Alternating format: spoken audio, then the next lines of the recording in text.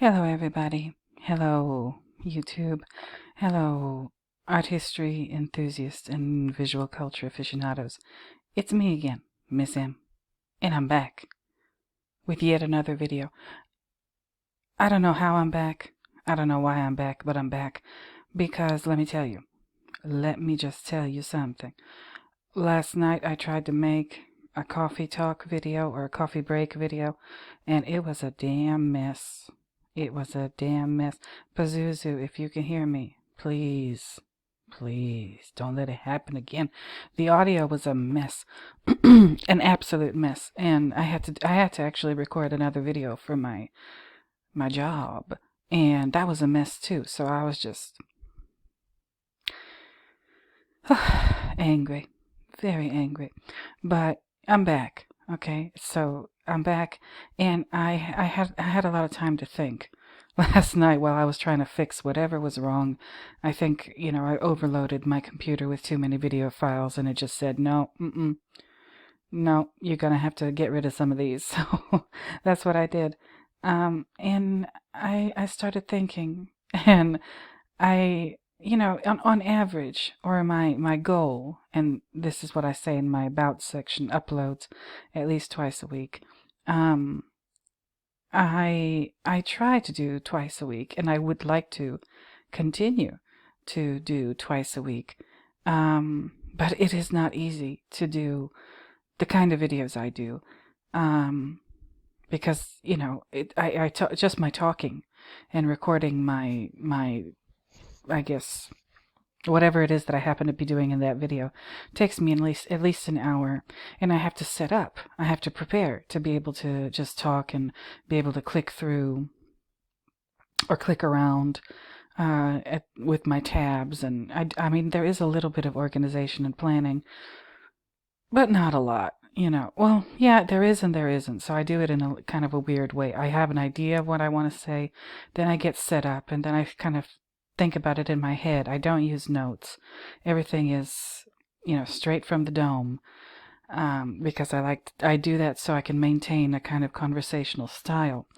But I said, those videos, those hour-long, or at least an hour-long videos, they take a lot of doing. And I'm going to keep trying to do at least 2 of those a week. Probably about 2 of those a week, depending on what's going on in my life at that moment. I might do maybe 1 a week. I don't know. Especially, again, with work, it's just getting more and more hectic.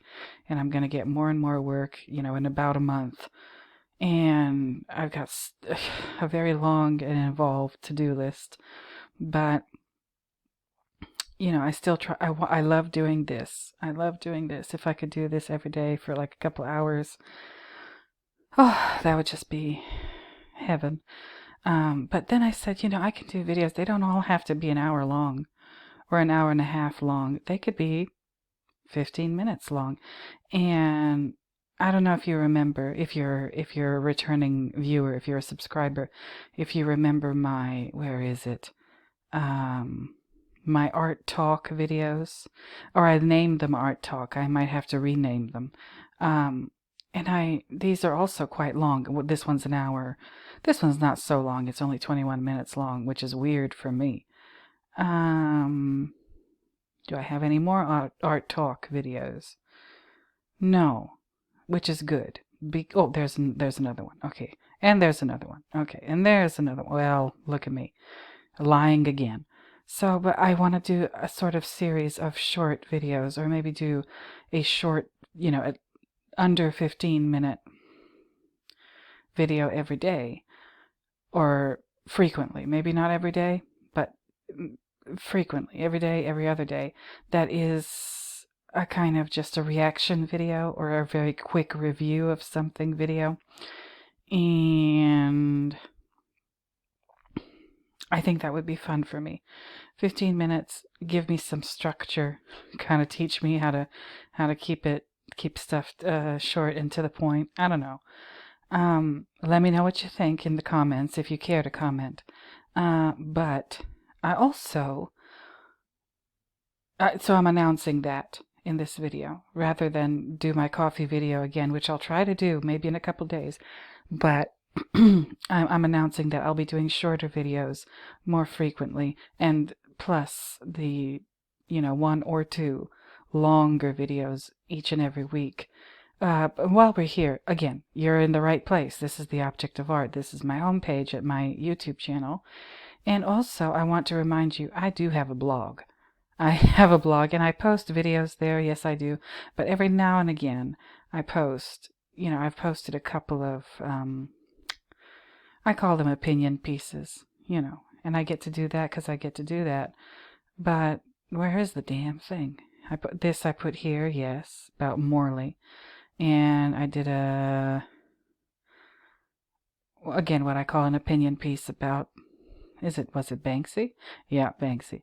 This seems to be my most popular post on my blog. So check out my blog if you're interested.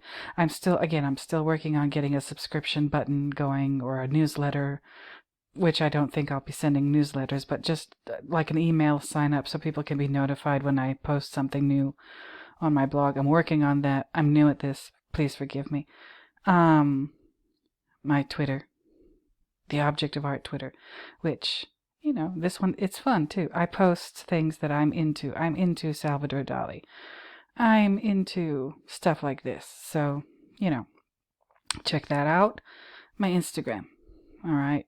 Which a couple weeks ago, it was about 140 or so followers. So it's growing and I'm happy about that. Also, I just post stuff. I promote my videos here, but I post stuff that I'm really into. Yes, I love Namjoon Pike. This is a very popular post for me, for my numbers.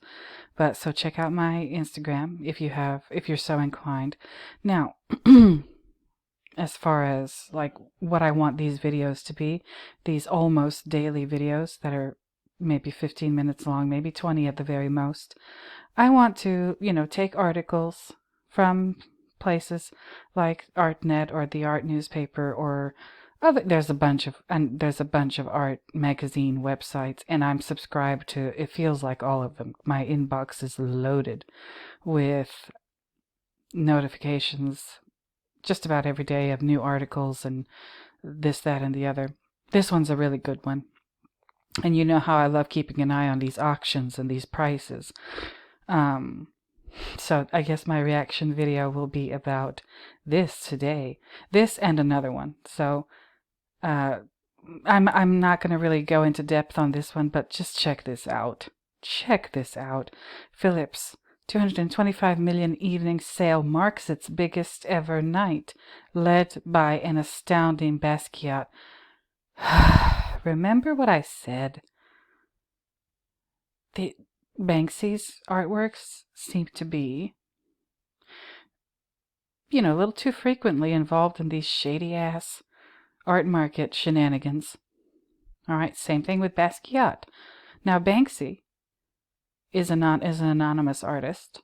All right, Basquiat is dead. He's been dead for quite some time. So I am just wondering about this. A historic evening, really. Okay. All right. So you can check this out. Phillips is letting everybody know through articles like this. I'm sure they put out a press release. 225 million evening sale. All right. Okay. Am I surprised? No. Am I shocked? No. And it lists some of the prices that things went for here. These prices, while they're, $400,000, $998,000 dollars. I mean, that's a lot of money. If you were to give somebody like me that kind of money, I would go on and buy a house, or or do something that would help my life with that money. And I'm sure a lot of people would do that. I don't know. Oh, Basquiat's Untitled alone drew 85 million on an evening the House's deputy chairman Robert Manley called historic. 85 million. Who's getting this money? Why are they so expensive?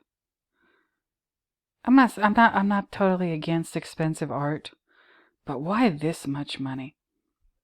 Basquiat's not getting the money. He is dead. He's dead. Rest in peace, but he's dead.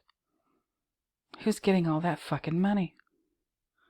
And why? Is it going into another tax haven storage facility? Is that, is that what's happening? Is that what's happening? Because, oh, Lord. But anyway, so I wanted to touch upon this today. This is the kind of stuff I'll be reviewing in my future, revamped art talk videos. This one is fun. Look at this. It's in the law. They have sections: archaeology, museums, shows and exhibitions, law, politics, crime, people, science and tech, books, pop culture, art history, studio visit, and travel. And then they have the market, the opinion, style, etc. And this is like, it's a pretty good publication. And they've been around for a while, and they seem to know what they're doing. So this might be one that I visit quite often. But there's a lot of others that I want to look at. This article from a couple of days ago. Yeah, about a week ago. A judge orders disgraced art dealer Douglas Christmas to repay $14 million to creditors who have been chasing him for years. A lot of shady ass people in this industry. And I mean, his last name is Christmas. Wow. Christmas also faces up to 15 years in prison on federal charges of embezzlement in a separate ongoing criminal case. Huh. Oh, this one just got up in it, right? In the likely financial conclusion of a years-long bankruptcy case, the former art dealer Douglas Christmas has been ordered by a California court to hand over more than $14 million to an unnamed group of creditors. Unnamed. This bugs me. I don't know the law. I'm not a lawyer or nothing like that. But why do these people get to be anonymous? I mean, they're dealing with all this money. They're moving, left, right, forwards, backwards, sideways, up and down, you name it, all this crazy money, these crazy amounts of money. And in many cases, the origin or the nature of that money is suspect, but they get to maintain their anonymity. I don't know. I just don't know. In 2013, Ace Gallery, a very, very well-known gallery, by the way, which Christmas founded in Los Angeles in the 1960s, filed for bankruptcy. Wow. The dealer continued to run the business until 2016, when a court-appointed trustee and forensic accountant Sam Leslie was placed in charge. Oh, my goodness, that just spelled his doom. By then, the gallery's creditors had leveled numerous charges against Christmas, including avoidance, recovery, and preservation of fraudulent transfers. Oh boy. Huh. So these creditors are pissed, obviously. All right. Looking through Ace's financial documents, Leslie discovered that Christmas had redirected $16.9 million in profits from art sales to shell accounts labeled Ace New York and Ace Museum, and had stashed 60 unaccounted for works of art in a private storage facility. Well. In an attempt to recover funds for creditors, Leslie promptly filed a civil suit against Christmas in California court. Due to overwhelming evidence against the former dealer, a summary judgment was submitted by a California District Court judge in lieu of a trial by jury on May 3rd. Christmas was ordered to pay $14,243,884 to Leslie, who is now in charge of returning the money to Christmas's creditors. Oh boy. In an email to ArtNet News, Leslie's attorney, Victor Son, said the judgment is representative of the value of art that Christmas used in his diversion scheme. And so do these people even give a shit about the art? This Christmas person and other people like him, do they give one single solitary flying shit about the art? Or is it just about like fucking around with this money and hiding it and stashing it away and and getting it from dubious places and sending it back to dubious places? And what the, yeah, I'll just say it. What the fuck? Seriously. They don't seem to care about art very much at all. Maybe that's why the art looks a little weird. And I'm not one of those people who like doesn't like abstract art. No, I actually do. You've seen my Instagram feed. I love Salvador Dali. But a lot of this art, I'm like, what the fuck is it? What is it really?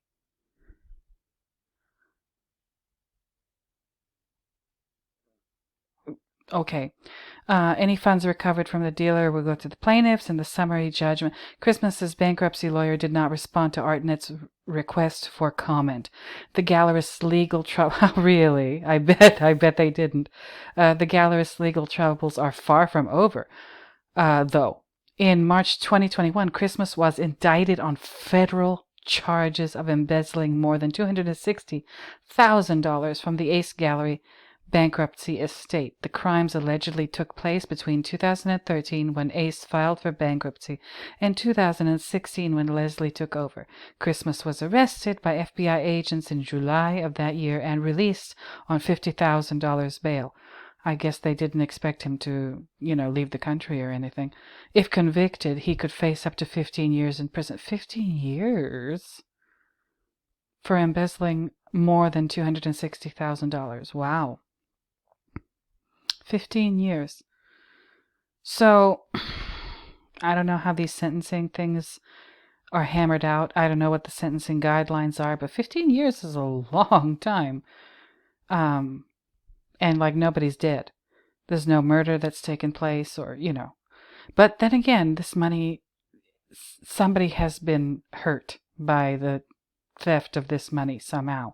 So I need maybe a little bit more insight into how this is, what is the logic of this. Okay. Ace was once considered among LA's most important galleries. Yeah, it was, like I said, mounting major exhibitions for artists like Robert Irwin, Frank Stella, and Michael Heiser in the 70s and 80s.